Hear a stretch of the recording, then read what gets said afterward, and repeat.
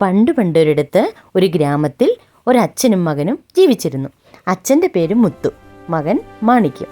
മാണിക്യം കുഞ്ഞായിരുന്നപ്പോൾ അവൻ്റെ അമ്മ മരിച്ചു പോയിരുന്നു.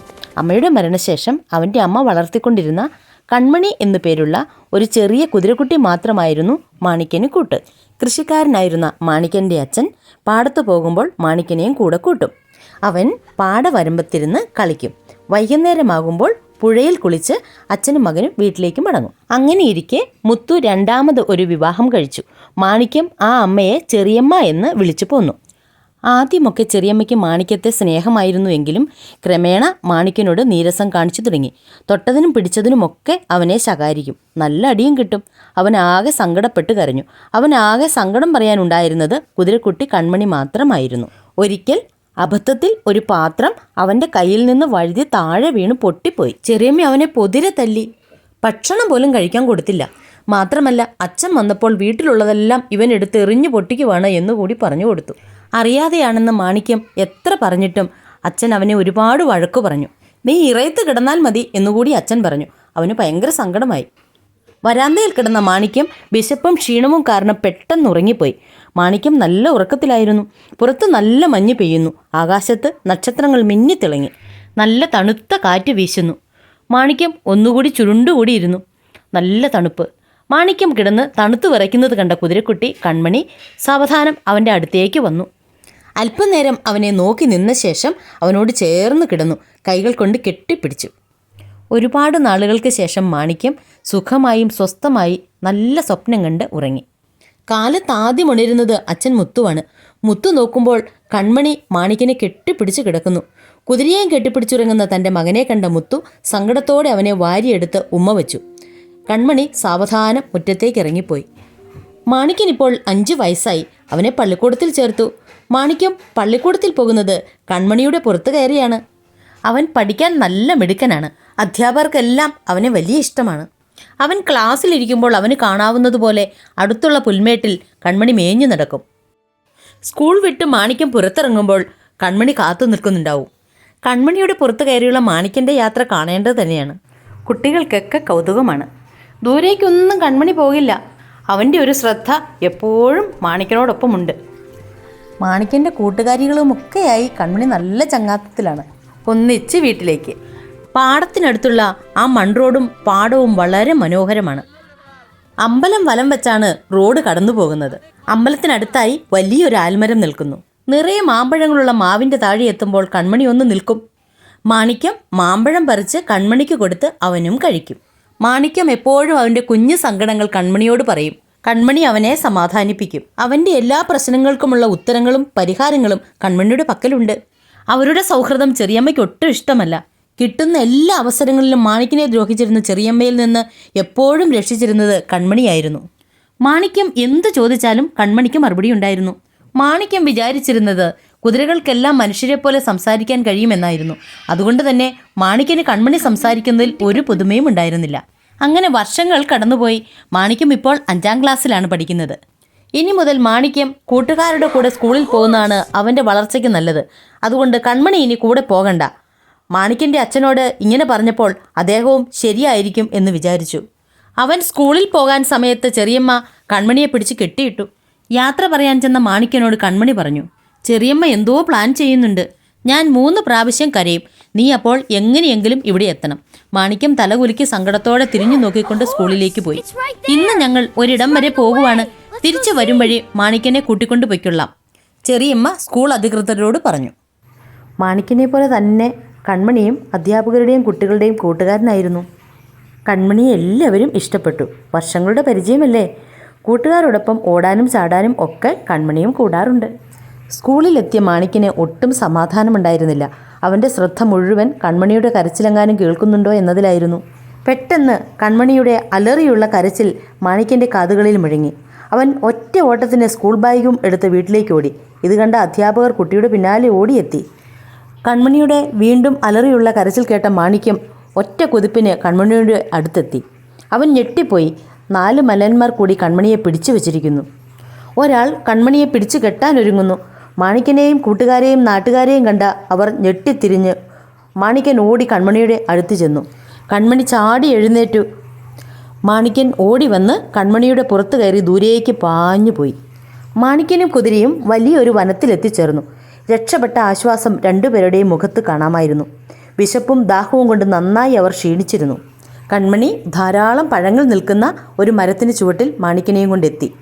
മാണിക്യം പഴങ്ങൾ പറിച്ച് കൺമണിക്ക് കൊടുത്തു. അവനും കഴിച്ചു. രണ്ടുപേരും കാട്ടുപഴങ്ങൾ കഴിച്ച് വിശപ്പടക്കി. വീണ്ടും അവർ കുറേ ദൂരം നടന്ന് വലിയൊരു മരത്തിൻ്റെ ചുവട്ടിലെത്തി. ക്ഷീണം കാരണം രണ്ടുപേരും കിടന്ന പാടെ ഉറങ്ങിപ്പോയി. അർദ്ധരാത്രിയായപ്പോൾ ഒരു ഭൂതം അവിടെ എത്തി. ഭൂതം മാണിക്യനെയും കൺമണിയെയും കൊണ്ട് കുന്നിൻ മുകളിലുള്ള തൻ്റെ കൊട്ടാരത്തിലേക്കാണ് പോയത്. മനോഹരമായ ഒരു കൊട്ടാരം, അതും കുന്നിൻ മുകളിൽ.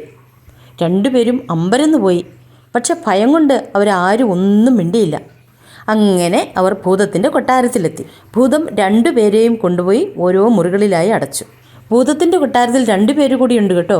അത് ഭൂതത്തിൻ്റെ മക്കളാണ്, പുട്ടാലുവും ശിങ്കിടിയും. കുറേ നാളുകൾ കഴിഞ്ഞു. മാണിക്യം വളർന്നു. ഇപ്പോൾ ഭൂതത്തിന് മാണിക്യനെ ഇഷ്ടമാണ്. ഭൂതത്തിൻ്റെ കൊട്ടാരത്തിൽ എവിടെ വേണമെങ്കിലും പോകാം. കൊട്ടാരത്തിന് വെളിയിൽ പോകാൻ മാത്രം അനുമതിയില്ല. കൊട്ടാരത്തിൽ ഒരിക്കലും തുറക്കാത്ത ഒരു മുറിയുണ്ടായിരുന്നു. ആ മുറിയിൽ മാത്രം കയറാൻ ശ്രമിക്കരുത് എന്ന് ഭൂതം മാണിക്യനോട് പ്രത്യേകം പറഞ്ഞേൽപ്പിച്ചു. ഇപ്പോൾ മാണിക്യന് സങ്കടങ്ങളൊന്നും തന്നെയില്ല. കൺമണിയുടെ കൂടെ കളിക്കാം. ഭൂതത്തിൻ്റെ മക്കൾക്കും മാണിക്യനെ വലിയ ഇഷ്ടമാണ്. ഭൂതത്തിന് സ്വന്തം രൂപം ഇഷ്ടം പോലെ മാറ്റാൻ കഴിയും. ഒരു ദിവസം മാണിക്യനെ ഒരു കുഞ്ഞു കുതിരയാക്കി. മാണിക്യനും കൺമണിയും പുട്ടാലുവിനോടും ശിങ്കിടിയോടുമൊപ്പം ഓടിക്കളിച്ചു. അവർ തമ്മിൽ വലിയ കൂട്ടുകാരായി. മധുരമുള്ള പഴങ്ങൾ പറിച്ച് പരസ്പരം പങ്കുവെച്ച് കഴിച്ചു. അവരുടെ ആ കൂട്ടുകെട്ട് കണ്ട് ഭൂതത്തിനു പോലും അത്ഭുതമായിപ്പോയി. നിലാവുള്ള രാത്രികളിൽ കാട്ടുകമ്പുകളും കരിയിലകളും കൂട്ടിയിട്ട് തീയുണ്ടാക്കി കൂട്ടുകാരെല്ലാവരും ഒത്തുചേർന്ന് അതിനു ചുറ്റും നൃത്തം ചെയ്തു. അങ്ങനെയിരിക്കെ ഭൂതം പുറത്തു പോയ സമയത്ത് തുറക്കാൻ പാടില്ല എന്ന് ഭൂതം പറഞ്ഞ മുറിയിൽ എന്തൊക്കെയാണെന്നറിയാൻ മാണിക്യന് ആകാംക്ഷ തോന്നി. അവൻ അത്ഭുതപ്പെട്ടുപോയി. വലിയൊരു പാത്രത്തിൽ നിറയെ സ്വർണ്ണ ലായനി ഇരിക്കുന്നു. മാണിക്യം സാവധാനം അതിനടുത്തേക്ക് ചെന്നു. അതിലേക്ക് എത്തി നോക്കി.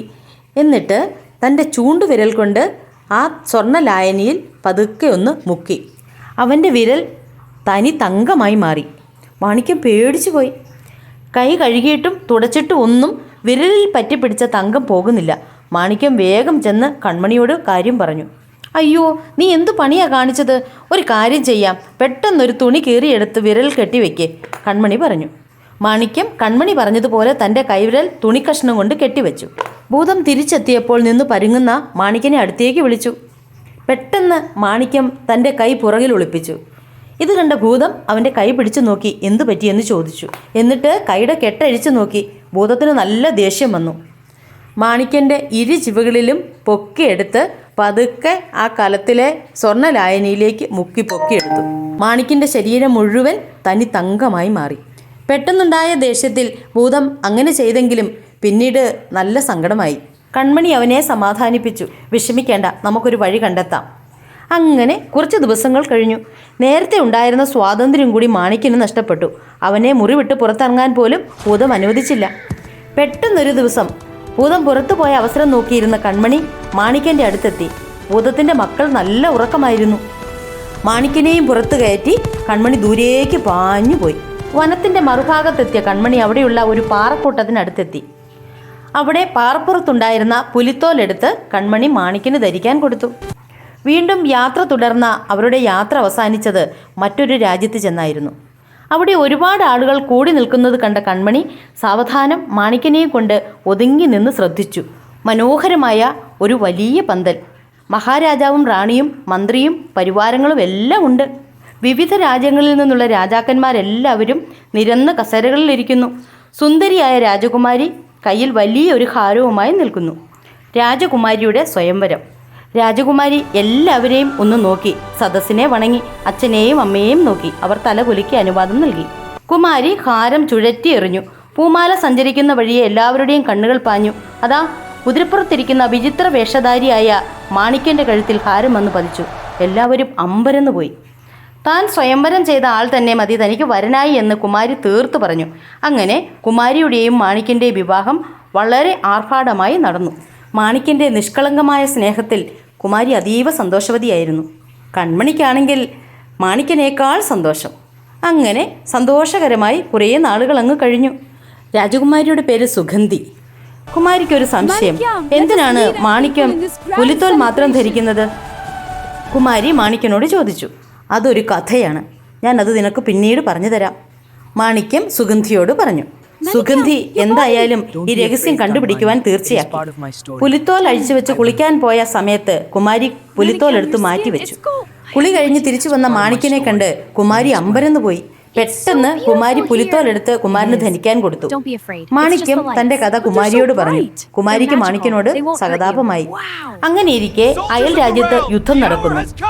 മാണിക്യന്റെ നേതൃത്വത്തിൽ യുദ്ധത്തിനായി പുറപ്പെട്ടു.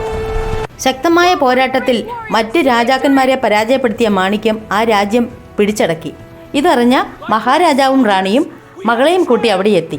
മാണിക്യനെ യുവരാജാവായി വാഴിച്ചു. അങ്ങനെ മാണിക്യം രാജകുമാരിയോടും തൻ്റെ പ്രിയപ്പെട്ട കൺമണിയോടുമൊപ്പം ഒരുപാട് കാലം രാജ്യം ഭരിച്ചു. മാണിക്യൻ്റെയും സുഗന്ധിയുടെയും ഭരണത്തിൽ രാജ്യത്തെ ജനങ്ങൾ അതീവ സന്തുഷ്ടരായി. കൂട്ടുകാരായിരുന്ന കുട്ടാലുവിനെക്കുറിച്ചും ശുങ്കിടിമങ്കയെക്കുറിച്ചുമുള്ള കഥകൾ സുഗന്ധിയോട് മാണിക്യൻ പറഞ്ഞു. ഇടയ്ക്കൊക്കെ കൺമണിയും മാണിക്യവും അവരോടൊത്തുള്ള ആ നല്ല നിമിഷങ്ങൾ പങ്കുവയ്ക്കും. കൂട്ടുകാരെ, കഥ ഇഷ്ടമായാൽ എൻ്റെ ചാനൽ ലൈക്ക് ചെയ്യാനും സബ്സ്ക്രൈബ് ചെയ്യാനും ഷെയർ ചെയ്യാനും മറക്കല്ലേ.